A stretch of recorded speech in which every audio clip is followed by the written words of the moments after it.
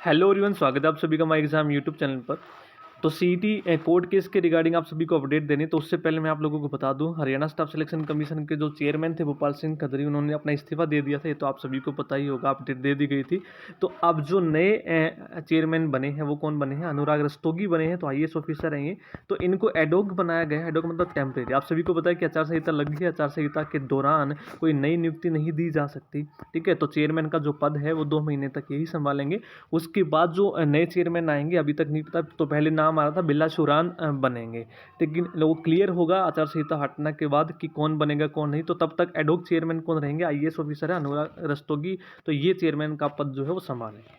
Clear है। उसके बाद जो सेकंड अपडेट आई है वो आई है सीईटी की जितनी भी भर्तियां हैं आपकी, चाहे वो ग्रुप सी की हैं चाहे वो ग्रुप डी की हैं, उसके रिगार्डिंग। तो अपडेट मैंने कल ही आपको दी थी कि हरियाणा की सरकारी नौकरियों में सामाजिक आर्थिक मानदंड के 5 अंकों का जो मामला है वो रिजर्व रखा गया है, सुरक्षित किया गया है। यानी कि जितनी भी आर्ग्यूमेंट होनी थी वो सारी हो चुकी हैं। तो जो फाइनल जजमेंट है वो आपकी अभी रिजर्व रखी गई है। तो जो भी फैसला आएगा अब वो कभी भी आपका जारी किया जा सकता है। इसका कोई फिक्स टाइम नहीं है। ठीक है, तो जो फाइनल जो जजमेंट देनी है सर्विस में, जो बहस थी वो हो चुकी है, जो एक्सप्लेनेशन होनी थी वो सारी चीज़ें हो चुकी हैं।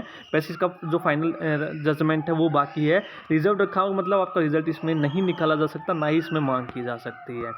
तो यहाँ पर आप देखोगे कि सरकार की दलील थी कि अंक देने का फैसला सही है। हाईकोर्ट ने पहले भी इसे सही ठहराया, लेकिन जो विपक्ष है उसकी दलील क्या है कि अंक देने से समानता के संविधान के अनुच्छेद का उल्लंघन होगा।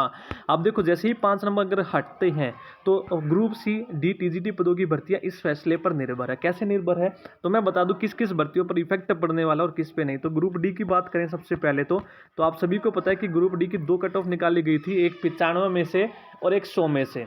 अगर 5 नंबर हटते भी हैं तो जो बच्चे दोनों लिस्ट में कॉमन थे उनका सिलेक्शन हो गया है। तो 5 नंबर का ग्रुप डी पे ज़्यादा इफेक्ट नहीं पड़ने वाला है। क्लियर है।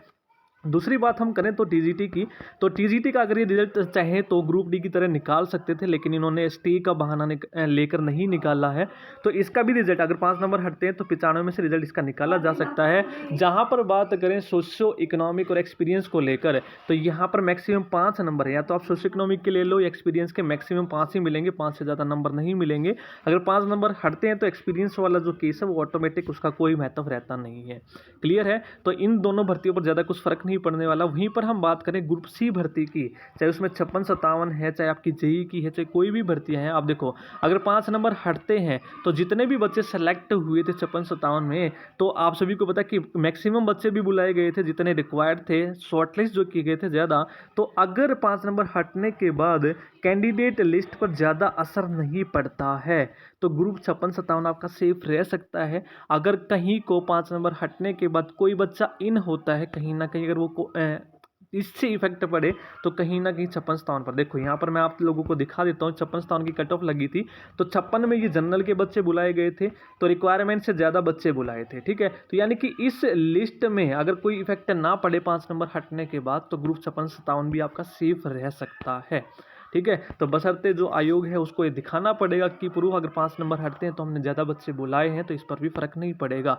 और वहीं बात करें तो जो बाकी की भर्तियां हैं जिसमें 4 गुना से कम ही बच्चे हैं, तो उस पर तो फर्क पड़ने वाला ही क्या है। तो मैंने वीडियो पहले भी बनाई थी, तो उसमें भाई मैं बताना भूल गया था कि जो बाकी की जो भर्तियां हैं उसमें जो डॉक्यूमेंट से रिगार्डिंग है वो केस चले हुए हैं। जैसे जेई की भर्तियां हैं तो क्वालिफिकेशन कुछ थी, तो दूसरी क्वालिफिकेशन वालों को इसमें ऐड कर लिया गया है, तो इससे इफेक्ट पड़ेगा, और पड़ेगा तो थोड़ा बहुत। ठीक है, बाकी इफेक्ट नहीं पड़ने वाला है। ठीक है, तो कहीं ना कहीं अगर 5 नंबर हटते हैं तो भर्तियां अगर आयोग चाहे तो इनको सेव कर सकता है। वो देखेंगे किस तरीके से करेगा, बाकी फैसला आने के बाद है। तो बिना फैसला कुछ नहीं कहा जा सकता कि जो रिजर्व फैसला वो किस हक में सुनाया जाएगा, उसके बाद ही सारी चीज़ें यहाँ पर बताई जा सकती है।